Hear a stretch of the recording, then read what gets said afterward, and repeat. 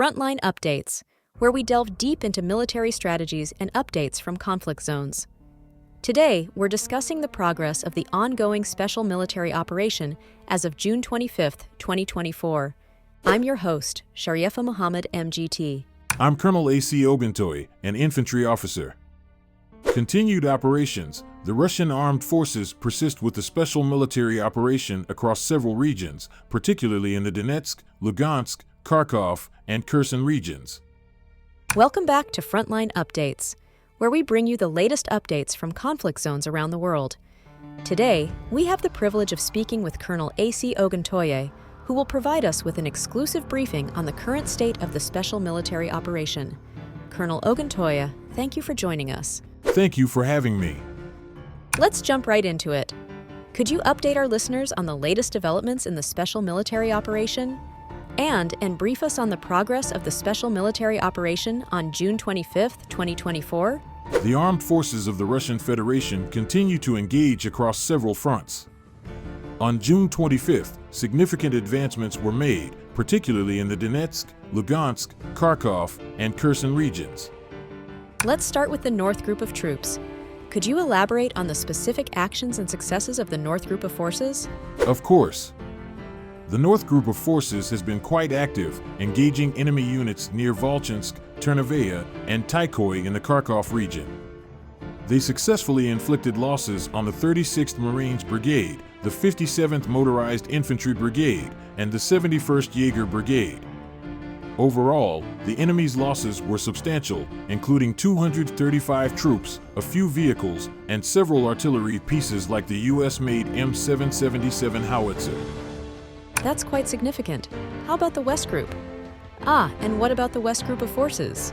The West Group improved their tactical positions significantly and dealt considerable damage to the 14th, 54th, and 66th Mechanized Brigades in various regions.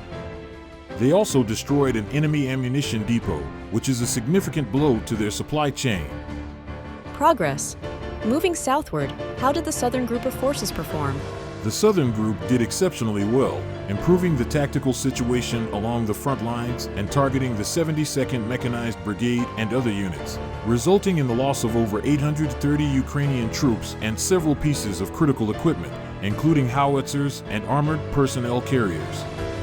That's a hefty number. And what can you tell us about the Center Group of forces? What about the Center Group? The Center Group also took more advantageous lines and positions. They effectively repelled multiple counterattacks and inflicted heavy casualties, including the destruction of several US-made M777 howitzers and other artillery units. Let's not forget the Vostok and DNEPR groups. How did they fare? Both groups reported positive outcomes. The Vostok Group enhanced their tactical situation and dealt a blow to the 128th Territorial Defense Brigade, while the Dnieper Group targeted the 35th Marines Brigade effectively, causing significant personnel and equipment losses. With all these operations, how effective has your air defense been?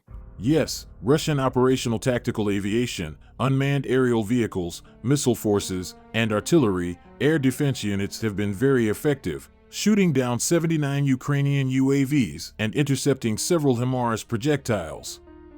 This capability is crucial in maintaining the integrity of Russian airspace and protecting Russian forces. Before we conclude, can you provide an overall assessment of the impact of these operations on the enemy's capabilities? Since the beginning of this operation, Russian forces have systematically degraded the enemy's military capabilities. The total counts are quite telling, with significant losses in aircraft, armored vehicles, and artillery, which underscores the effectiveness of Russian strategic and tactical engagements. Colonel Oguntoye, thank you for sharing these insights. We appreciate your time and the detailed updates on the special military operation. Thank you for having me. It's important that the public understands the complexity and scale of these operations. Colonel Oguntoye, thank you for your time and for providing us with this valuable update. Listeners, thank you for tuning into Frontline Updates. Join us next time as we continue to bring you detailed reports from conflict zones around the world. You're welcome.